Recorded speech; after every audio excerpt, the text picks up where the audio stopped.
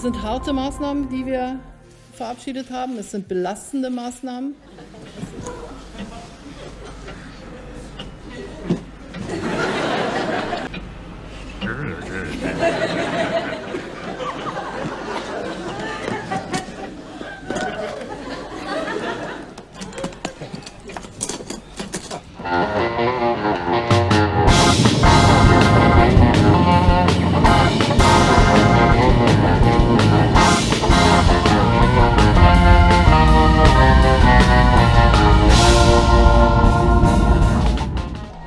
Hallo Leute, nachdem das Motorradfahren in diesem verrückten 2020 bei mir ein bisschen zu kurz gekommen ist und dann irgendwie der Sommer plötzlich schon vorbei war und der November mit einem drohenden Lockdown vor der Tür stand, habe ich in einer Kurzschlussaktion schnell Last Minute gebucht, eine Woche Madeira. Ich wusste, dass das schön sein soll und habe auch schon gehört, dass man da Motorrad fahren kann. Tatsächlich gibt es hier einen ganz guten Motorradverleih mit guten Maschinen. Und ich dachte, das probiere ich jetzt einfach aus. Und ich kann euch nur sagen, es lohnt sich. Ihr seht selber, es gibt viele, viele fantastische Ecken hier, die man entdecken kann. Und man kann so wirklich 3-4 schöne Tage auf dem Sattel und der Maschine verbringen.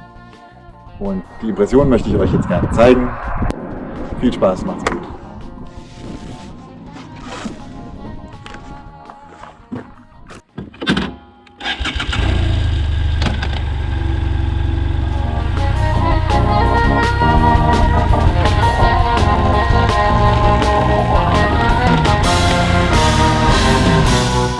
Die kleine Insel vulkanischen Ursprungs mitten im Atlantik bietet wirklich viel für Landschaftsfreaks. Für Motorradtouren empfiehlt es sich, die Insel in Teilbereiche aufzuteilen und so machen wir das jetzt auch.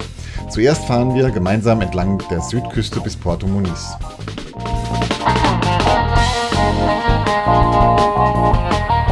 Dann kommt schon eins meiner Highlights, die Berge Pico Arriero und Pico Ruivo.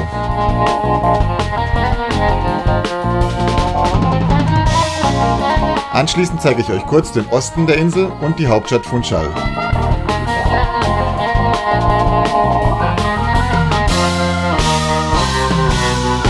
Pau da Serra, die Hochebene mit ihren Ausläufern gen Westen, ist mein zweites persönliches Highlight.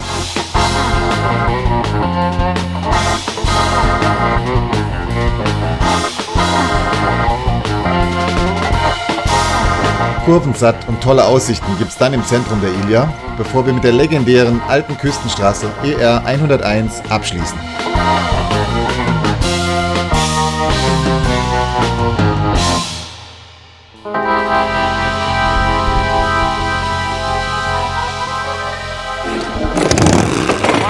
Archaeologist. You gotta get out of the library.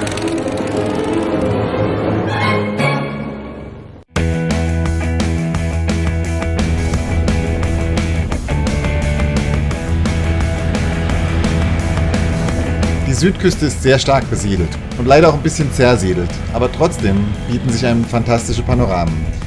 Wie hier zum Beispiel am 500 Meter hohen Cabo Girão.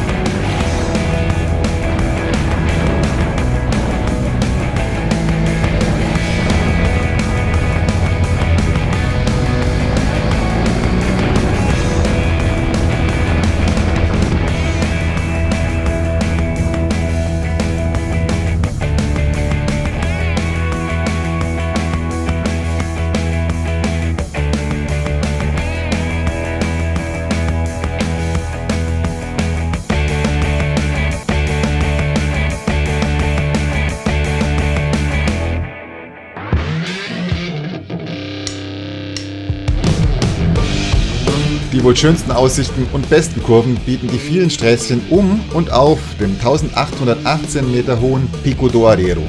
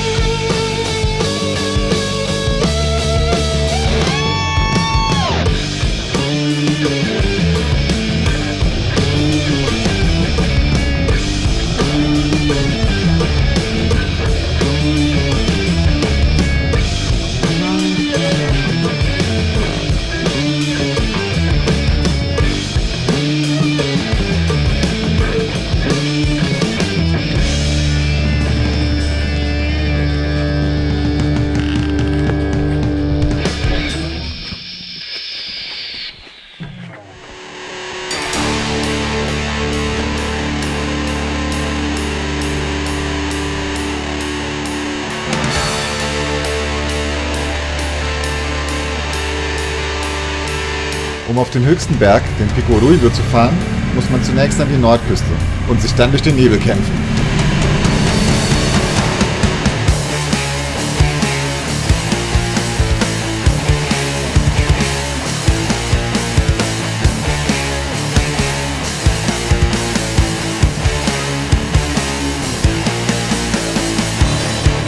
Wenn man die Wolken dann aber mal hinter sich gelassen hat, scheint die Freiheit fast grenzenlos.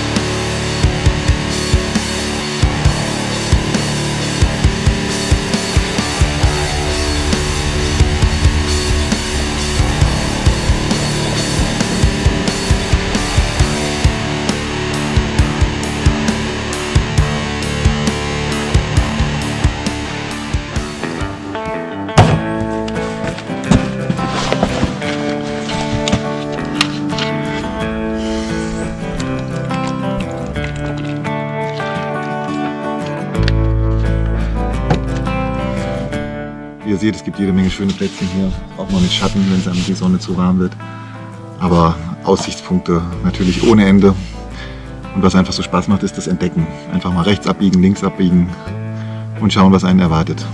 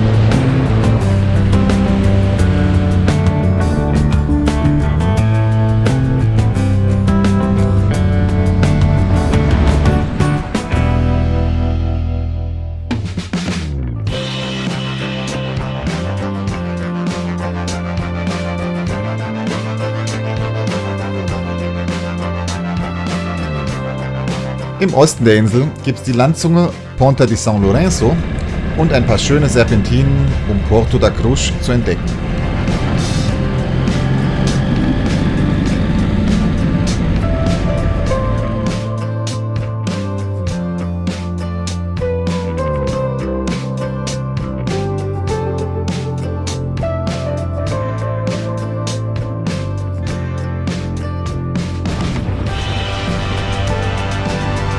Die Stadt von Schau hat mich nicht so vom Hocker gehauen. Aber ein Besuch ist wohl trotzdem Pflicht, wenn man auf Madeira ist.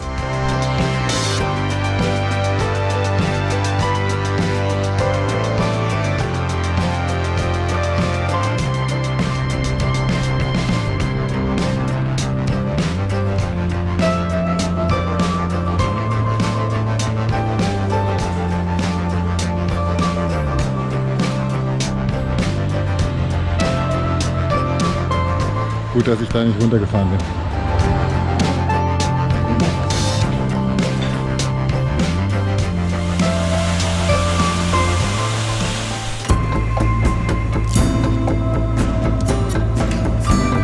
Unwirkliche Weite. Auf der eigentlich ja kleinen Insel findet man auf der Hochebene Pau da Serra.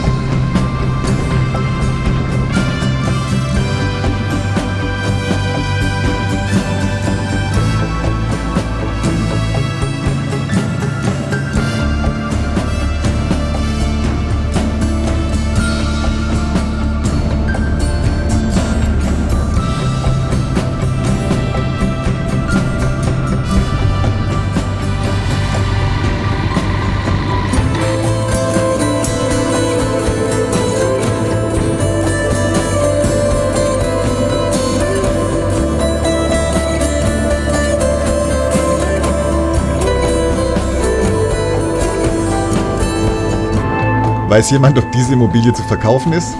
Ich wäre auf jeden Fall interessiert.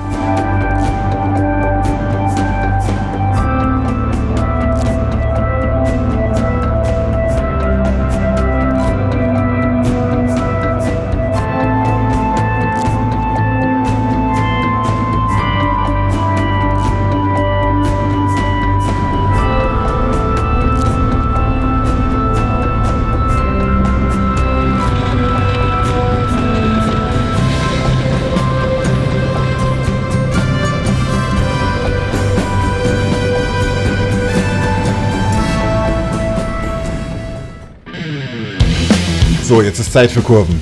Und davon bietet das Zentrum der Insel mehr als Kim Kardashian.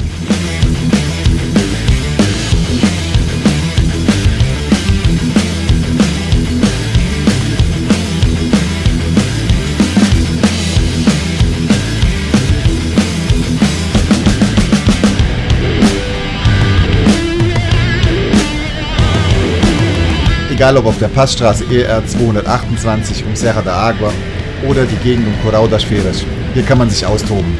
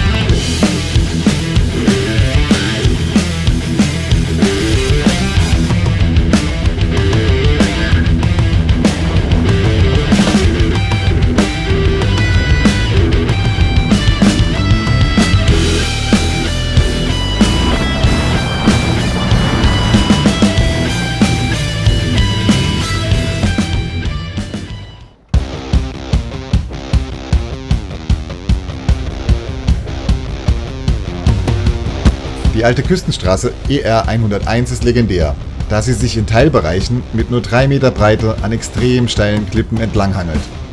Leider sind aber viele Abschnitte gar nicht mehr oder nicht mehr legal zu befahren. Trotzdem haben die verbleibenden Streckenstücke noch einen großen Zauber.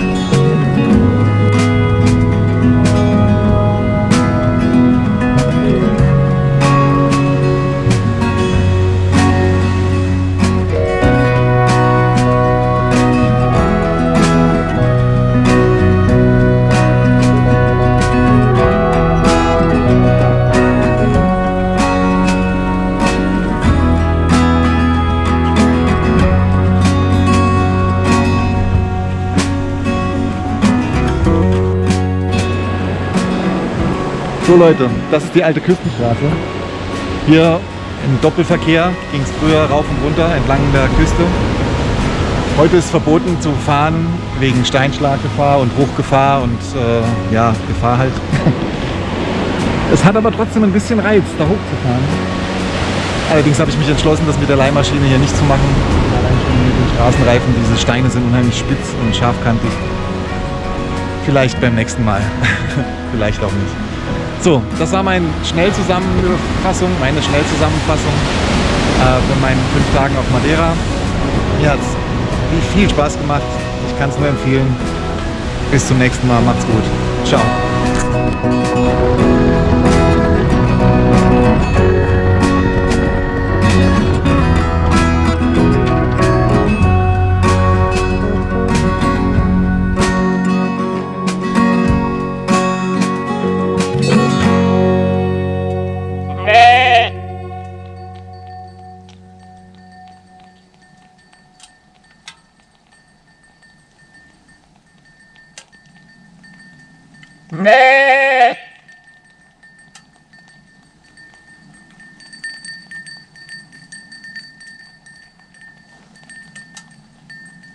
Nah.